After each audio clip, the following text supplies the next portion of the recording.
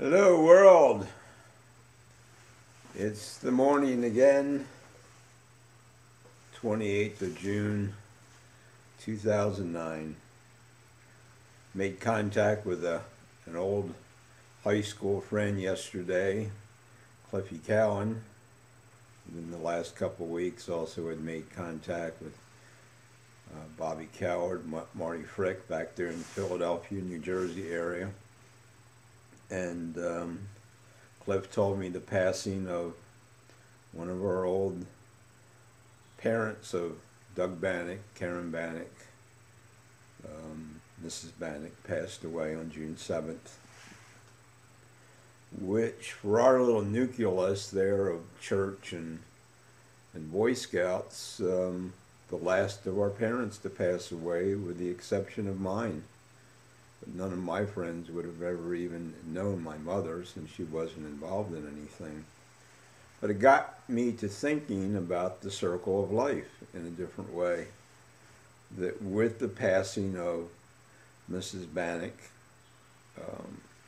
essentially the last of the parents who have passed away, who in this case ended up being a great-grandparent, we've gone through this cycle of our generations, our grandparents, our parents.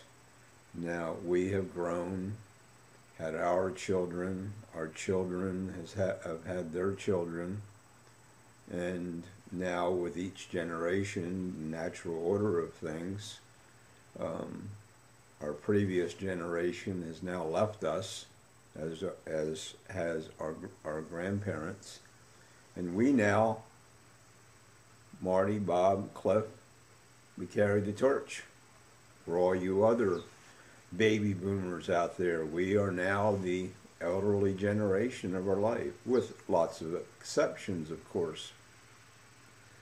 But what does this now mean? It means that we are now the next generation to be gone from this world. What a short trip it's been. In the overall scheme of things, it was a very, very short ride, but a very valuable ride. Look at what life really is. It is this progression of experiences and raising families. Think about the people of your life, Bob and Cliff, for instance, or myself and Dale Fry, or Joey Palmer. When we moved into our neighborhoods and we were small children, we walked out onto the street at some point, maybe led by our parents down the street, and your parents met each other, and we saw each other for the first time maybe as little toddlers. And now here we are in our 60s, we've had these lifelong friendships. But those friendships went beyond that at age 5. We went to school. And there we started to expand our base out into the world. Friendships which in some cases have endured for 60-some years. Most have not. We went through school. We boys did our boys things. The girls did their girl things. And then eventually the boys and the girls did their thing. Some of our classmates married each other, stayed together for their whole lives. Then we all left school at different times and went out to the next step in life, jobs, military, college, and we expanded further and further out into the world, meeting people from all over the world. We traveled. We had all these great experiences. Then we started to pair off. And from that pairing off, we started to create our own families. Thus, that circle there of our parents doing the same thing, now we've done the same thing. And now, at our ages, now the circle is expanded further. Our children have gone out into the world, and they have mated, and they have created their families, and still the base broadens. And I find the purpose of all this is the children.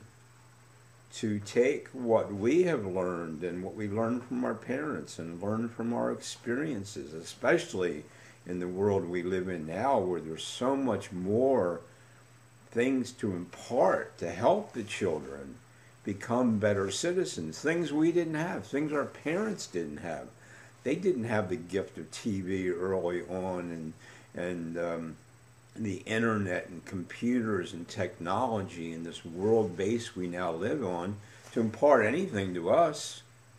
We went out into the world with a basic understanding that we were going to do military and college, and we were expected to do those things. We were expected to get married, but picking career fields willy-nilly, I certainly didn't have any help picking a career, and picked the wrong one for that matter.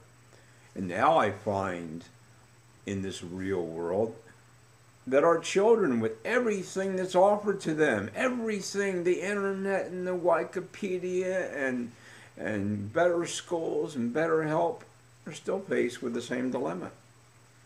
I've met a little girl I want to mentor in the Air Force Academy. She has no idea the process. She doesn't have any clue what the Air Force is all about, the history of it, even what airplane she wants to fly in. So we're still sending our children out into the world very, very, very much unprepared for this world in a day and age when we shouldn't. These children should have all the basics of life handed to them, not only the reading, writing, and arithmetic and new social skills, but they should also have everything imparted for them to understand how to pick a career that matches their personalities. And of course, there still is no quick fix to all that. They're still going to go through a series of careers in their life because everything is evolving just like we did. Many of us ended up in the computer field that didn't exist when we were kids. The word computer probably didn't exist, wasn't in our vocabulary. Many of us have made, as I speak to you today, through a computer. And we need to impart the skills of life onto the children: finances, housing, marriage, jobs, careers, and get them then, of course, to start thinking for themselves, to do the research. Don't hand it all to them on a silver platter. I send the kids to the internet. Google everything. My gosh, what a powerful word just the Google word is. Google your life. There's anything you ever want to find is out there, kids. Anything. And you parents that can pass this on to their kids, please do so. So for me and many of my friends, the circle of life is coming to a close. But here in our final years, these are things that we can do, not in a volunteer, even in a volunteer sense, with your own neighbor kids, your own children, your grandchildren.